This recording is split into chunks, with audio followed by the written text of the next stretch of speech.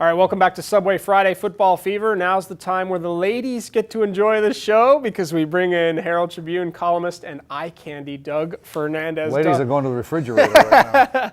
Doug, like me, went to the Riverview game. Todd Johnson finally gets his first win as a head coach. Riverview turns it on in the second half and defeats Braden River tonight. 36-7. You know, the first three games probably against competition they're not ready to take on. Yeah. They were 0-3. They were kind of blown out in all of them.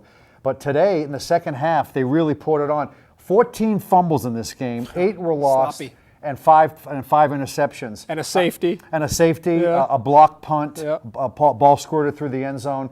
There were a lot of mistakes. Obviously, Braden River made more of them. But give Todd Johnson time. I mean, I think I wrote in today's paper that, you know, he installed a new offense and defense this year, taking over for a legend in John Sprague. Yeah, it's hard. He may not have the athletes that he hopes to have 3 or 4 years into this program.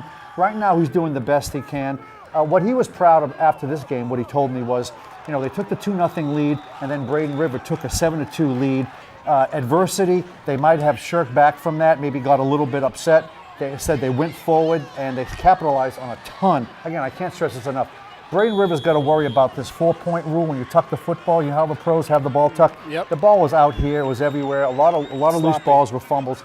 They capitalized on that, and Todd Johnson after the game, Vince Cherry, senior wide receiver who I talked to for a story today, snuck up behind him, did the old Gatorade bath, didn't need any help, and he was drenched after the game, but Todd Johnson was very, very happy with this Good for him. win. Former NFL player Todd Johnson gets his first win as the head coach of Riverview. A huge game tonight down in Venice. Charlotte comes up, takes a big lead on the Indians. Seems like nothing is working for Venice on offense, and then all of a sudden, Danny Dillard, Grant Flessner, they get things together. They come back. They win 21-20. A huge come-from-behind win for Venice over a very good Charlotte team. What does that say to you about Venice? It tells me that they're not going anywhere. You know, Charlotte, you know, we don't cover them in the area because they're sort of South County, but they are definitely one of the stud teams in the area. Oh, yeah. But anytime you have a running back, that's what I notice about a lot of these schools. If you have a running back like a Danny Dillon, really, who does?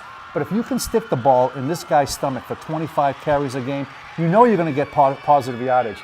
He's a 6'3" running back, which is kind of huge. Kind of huge. There's a lot of area to hit him, right. But he shakes off tackles. He's about 215 pounds right now.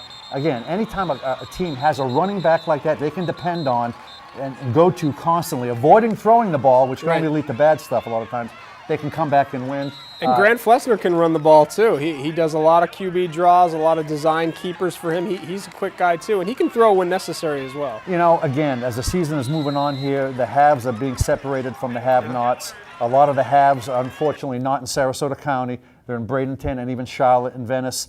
So I look for this to continue as the season goes on. Sarasota gets its first real test of the night. They go up to Southeast, and boy, the Seminoles have a pretty high state ranking. They showed why tonight. They really deserve to be that. They blow out Sarasota tonight. You know, they do. Ed Voles, he's in the second year, kind of in the same situation as Todd Johnson, just 1 year advanced. I don't think they're quite ready to go on the road and take on a team of Southeast caliber. Give them a couple of years. Southeast is a pretty good team. They have proven that tonight. All right, that's going to wrap it up for this week's edition of Subway Friday Football Fever. Remember, you can check out htpreps.com for complete coverage of all the games, and they have all kinds of good stuff. You can hear from Doug Fernandez as well.